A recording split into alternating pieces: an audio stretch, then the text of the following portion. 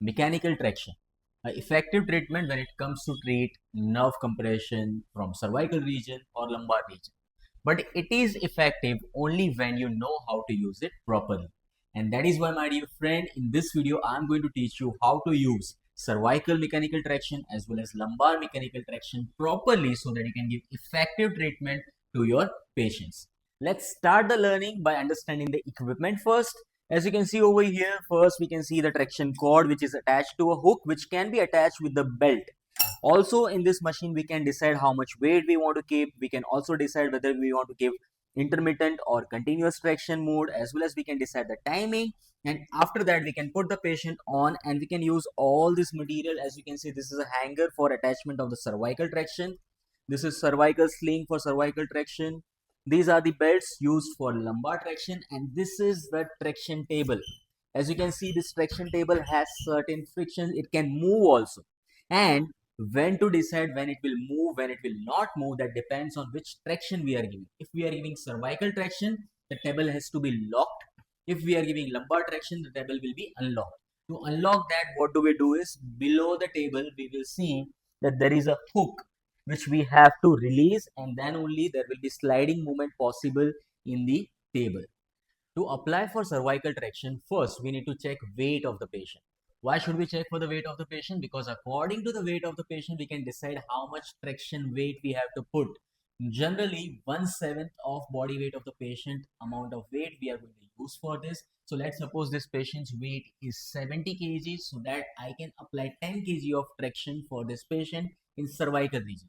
But wait, here we also have to make sure that patient's condition. If patient's condition is very acute, and you think that that much amount of weight can be discomforted, we can reduce the amount of weight also. And let's say if the condition is chronic, patient can take up more load, we can increase the weight also according to the convenience.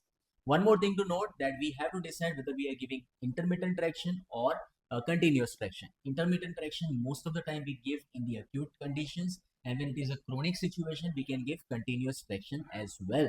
Now let's learn how I'm going to place this patient. As you can see over here, I have kept one rolled towel ready. That will be kept in the cervical region so that we can maintain the cervical curvature. This hanger will be attached with this hook, and this is a sling which will be attached for the neck. Can you just lie down?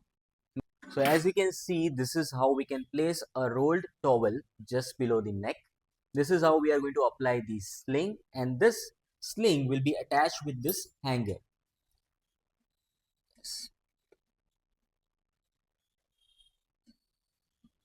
One more thing we have to check before starting the traction, that is we have to make sure the table is locked from down, because for cervical traction we don't need this table to be sliding. Now as we discussed, I'm going to make the weight at 10 kg. The machine is already started. We can decide whether it is intermittent or static. Right now I'm keeping it for the intermittent.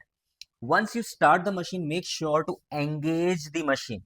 If you're not engaging it, what will happen? It will not pull.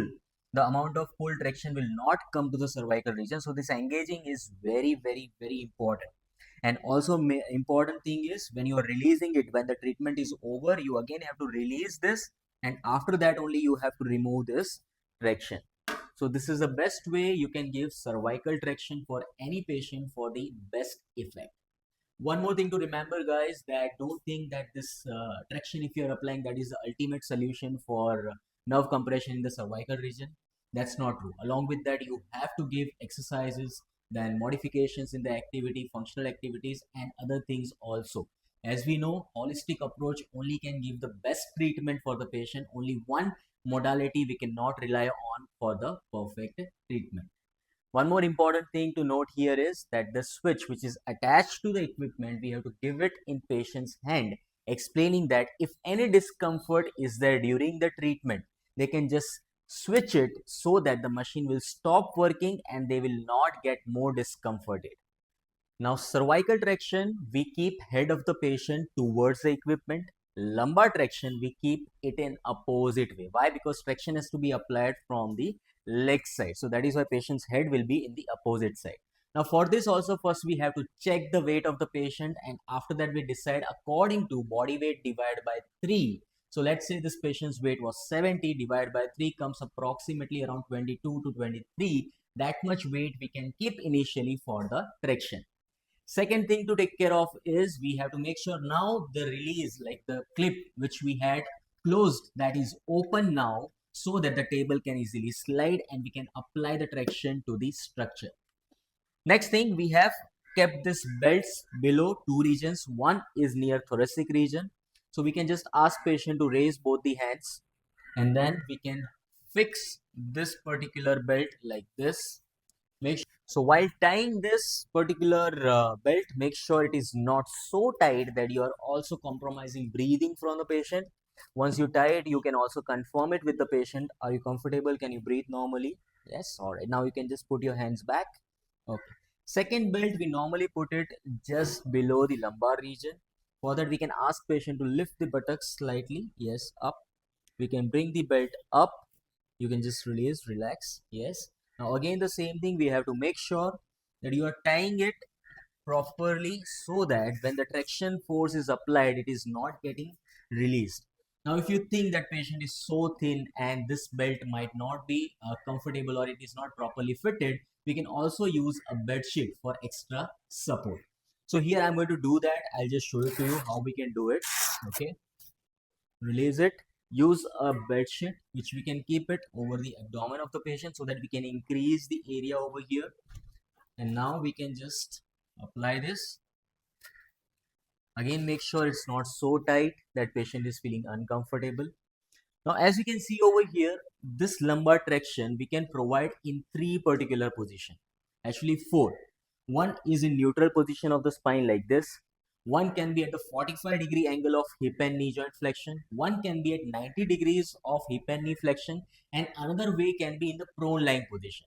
Now, what is the significance of all these four positions that we will learn as the video goes on. But first, let's understand this particular position, neutral spine position I want to give it. Same thing, take the traction cable, attached hook, you apply it with the belt and then just attach with it. Increase the weight to around 20. Right now I'm putting it for the 20 only, not going for the 25. Then I'm deciding whether intermittent or static. As I mentioned, acute conditions normally we go for the intermittent, and then just select all the other measurements like how much duration you want to give, how much rest time you want to give, and after that start the equipment. Ideally we give it for 12 to 15 minutes. Yes, once everything is set, engage the equipment. As I mentioned, if you don't engage it, the traction will not start happening. As you can see, I engaged the equipment. Now it is going to pull the patient's this belt, and because of that patient is going to feel the traction. So this is a thing we were mentioning, when the traction is applied, as we can see, if the belt was loose, it will just slide down, but it is not happening because we have properly tied it. Now the question comes, in which particular situation we will be providing it in the neutral position, which conditions we will be providing in 40 to 45 degrees flexion, and which condition we will provide for 90-degree flexion.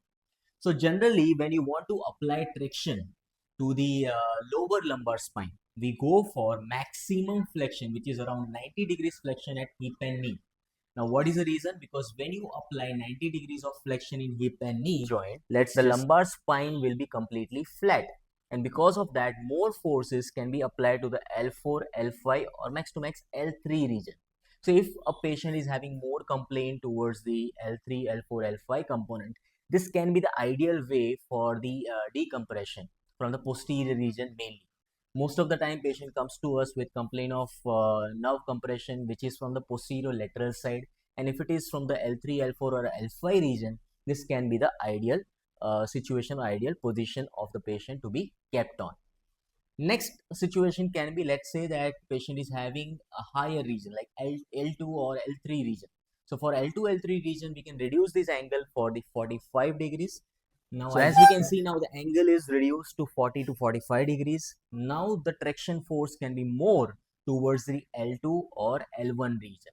So this is the significance of changing the position from neutral spine to 45-degree angle to 90 degrees angle. Now the question might come that when exactly we'll be giving for the prone lying position. So traction in prone lying position is given to the patient when patient is not at all comfortable in the supine lying position or with knee flexed position. That can be one reason. And another reason can be whenever you want to apply traction force more towards the anterior structures, like let's say ligaments are more involved, or you want to reduce the compression from the anterior side of the spine, then we use this prone lying position. Why? Because in this, the natural curve of the lumbar spine, we can see that curvature will be maintained, and then we can apply the traction to the structure. Nowadays, we are seeing that many advanced kind of equipments, traction units are coming, like DTS units and all. But whichever units for traction, mechanical traction you are using, they are going to work on the simple basic mechanism of this only, which you have to understand. If you understand this basic mechanism, you can operate any kind of mechanical traction, and you will be able to give proper justification for the patient's treatment. So this was about the treatment of the lumbar condition, cervical condition. But if you also want to learn about how to diagnose different cervical conditions as well as lumbar pain conditions, you will get the videos on my channel Physiotrendz. And if you don't want to miss any such videos, don't forget to subscribe Physiotrendz on YouTube.